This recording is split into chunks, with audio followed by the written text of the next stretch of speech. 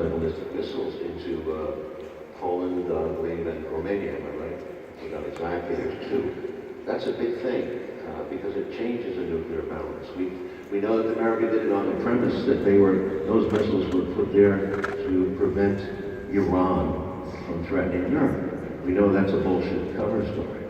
They did the same thing in Korea. They put the THAAD, T-H-A-A-D, missile into South Korea, which is a very dangerous missile system. China has been very upset with that and said so, but we keep saying that it's for North Korea.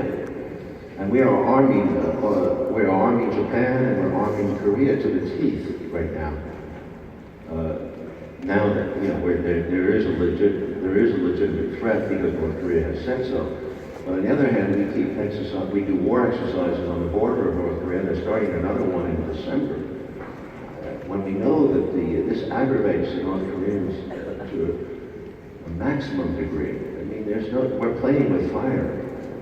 And I think this is the American way now, and I don't understand why we are risking our economy, our way of life, over such goals as what? As trying to control the Ukraine, trying to regime change Russia, trying to regime change North Korea, and possibly trying to regime change China. I don't think that's a reasonable goal, but these goals are not in the realm of reality, in my opinion.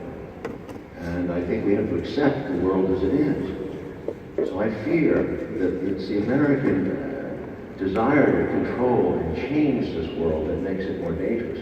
The Russian argument is not similar because you're not out to change regimes in North Korea, much less any interest in Europe, and I don't believe you have any interest really in Ukraine. That's a messed up regime and always was. Since you talk about these things, I have to ask you this question, otherwise I would not be doing my job. Do you believe that the Russian government tried to interfere in the American elections, and if so, how successful were they? If you believe that story, I don't know. Well, I asked Mr. Putin at length, and he was very firm in his denials. He always has been. I take that at face value, like Mr. Trump does. But also, I asked him a lot of questions about cyber warfare in that fourth hour, yes. And his answers were not as satisfying. Because cyber warfare is a very delicate issue, and it's changing day to day. I think there's a lot of things going on in that world that he's not at liberty to discuss. But the American cyber warfare program they spent a lot of money. They formed a new cyber command. We know that they've been active in China, in Russia, in North Korea. We know that in Iran. That was where it started. We attacked Iran with Israel in 2000. We were successful in 2010 under Obama. We've been trying for a few years. So we have developed cyber warfare. It's a weapon, a new form of weapon. American people don't act as if it exists, but it truly does. And the Russians know it, and I think they woke up maybe a little late. The Chinese certainly knew it, and they're very good at it, I gather. But we don't know where the next war will start. In other words, there will be an attack of some kind, chaos and confusion. Fingers will be pointed. So it's easy for the United States to say, Russia did it. That's what they're doing all the time, it seems. Russia is to blame. I want to answer that question because it's important. Ever since, there's been this Julian Assange of WikiLeaks revealed Vault 7.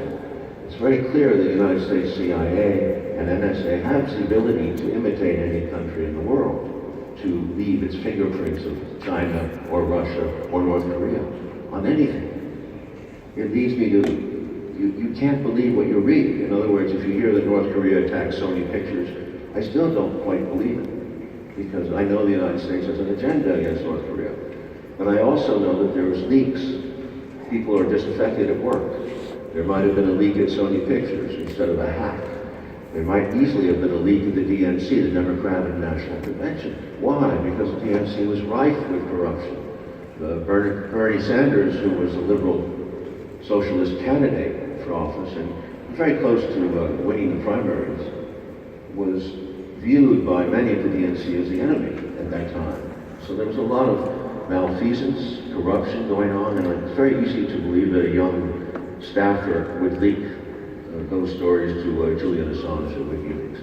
So there's always it's a reasonable scenario, but it was never entertained by the United States intelligence agencies.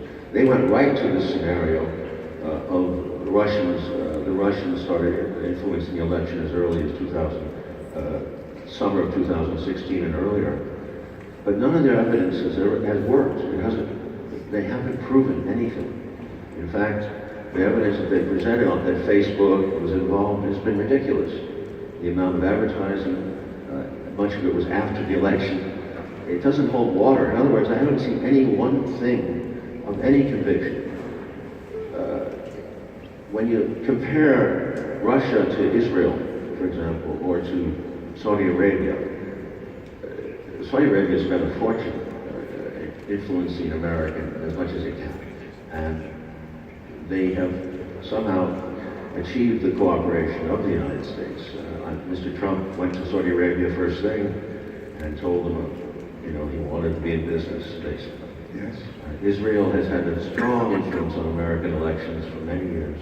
They're lobbying the United States, you know who I'm talking about, AIPAC, very threatening to any congressman who votes against Israel.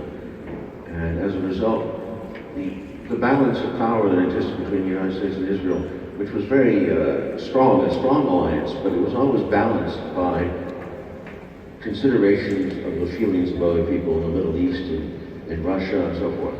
That has gone by the wayside. It seems like it's an open, 100% support Israel. And Mr. Trump has also furthered that notion. So the United States has really lost its position as an agitator, as a possibility of being a judge in these situations. It seems to be more of truly a protagonist. You mentioned Julian Assange, who I had the opportunity to interview some time ago, and you also brought up Snowden. I saw the movie.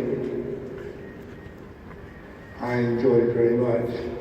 But I have to ask you as an American,